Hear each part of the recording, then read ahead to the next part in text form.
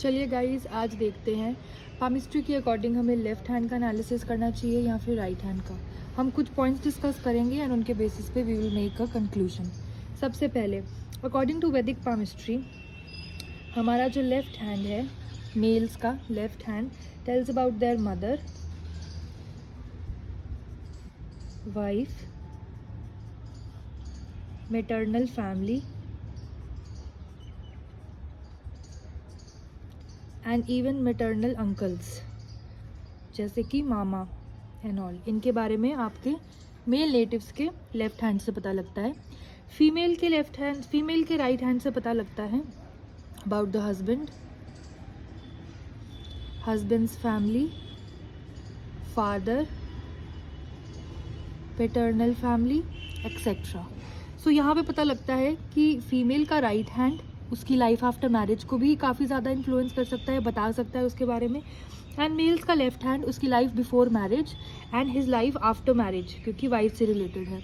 यहाँ पर दोनों को 1-1 पॉइंट मिलते हैं बिकॉज यहाँ पर पता लगता है both are equally important.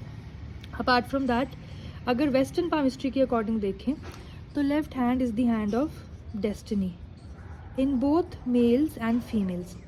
And Vedic astrology के अकॉर्डिंग भी this is the hand of destiny and this is the hand of free will, और how we consciously react to things. The conscious hand, this is the subconscious.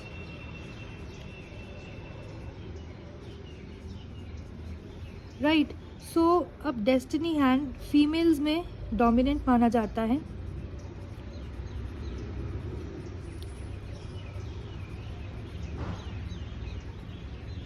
Dominant in females, Y?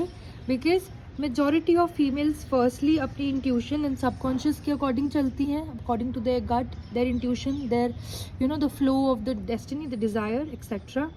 Where as mostly males जो हैं वो conscious या practical चीज़ों पे based होकर अपने decisions लेते हैं। And also because in the ancient times, women used to be completely dependent upon their fathers, brothers and husbands. So उनकी destiny was a major impact.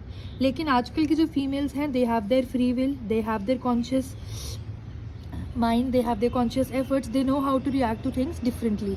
So यहाँ पर भी destiny hand उतना important हो जाता है because वो सारी चीज़ें जो कि हम humans control नहीं कर सकते, for example लॉटरी लगना, किसी फैमिली मेम्बर की डेथ, फैमिली में प्रॉपर्टी मिलना, किसी भी तरह का बोन और एडवांटेज जो कि हमारे कॉन्शियस विल में नहीं है, जो कि हमें डेस्टिनी से मिला है, वो हमारे लेफ्ट हैंड से जज होगा।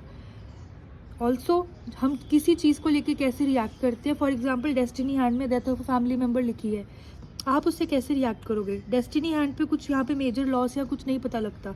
राइट हैंड को आप जज करोगे, वहाँ पे आपको डिप्रेशन या फिर एंग्जाइटी या फिर ऐसे रिलेटेड प्रॉब्लम्स जो हैं देखने को मिलेंगे in response to the things that have happened according to the destiny. यहाँ पर भी डेस्टिनी और free will, left and right hand दोनों इक्वली इंपॉर्टेंट हो जाते हैं। अपार्ट फ्रॉम दैट, अगर हम नॉर्मली भी देखते हैं तो हम पुराने ज़माने में क्या होता था कि आपके लेफ़्ट हैंड से कम्प्लीटली आपके वाइफ के बारे में पता लगता था, या फिर लड़की के राइट हैंड से कम्प्लीटली उसके हस्बैंड के बारे में पता लगता था। बट आज हम जिस ज़माने में रह रहे हैं वहाँ पे एक आदमी की मोर देन 1 वाइफ हो सकती है, मोर देन 1 गर्लफ्रेंड्स हो सकती हैं, राइट? तो हम कितनी की वाइफ्स को कंपेयर करेंगे और कंसिडर करेंगे for the analysis.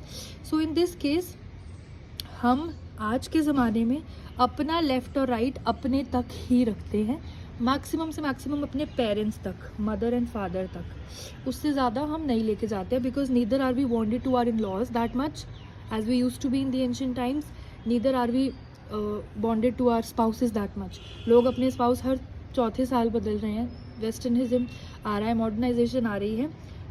Almost every other human has more than 1 life partner, either in the form of a girlfriend, attachment, best friend, whatever you call it.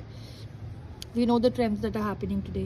So किसी भी कंसिडरेशन से देखें, left और right hand equally important हो जाते हैं, ठीक है? फीमेल्स में तो 100% both hands are important. In the males हम लेफ्ट को थोड़ा सा कम एडवांटेज या फिर कम इम्पॉर्टेंस दे सकते हैं, because again right hand is the hand जो कि उसकी मेजर करेक्टरिस्टिक्स उसका major future, how he reacts to things, how will he get things done and what things will happen, right से आती है. बट अगर हम ओवरऑल देखें, left and right both are equally important to be considered.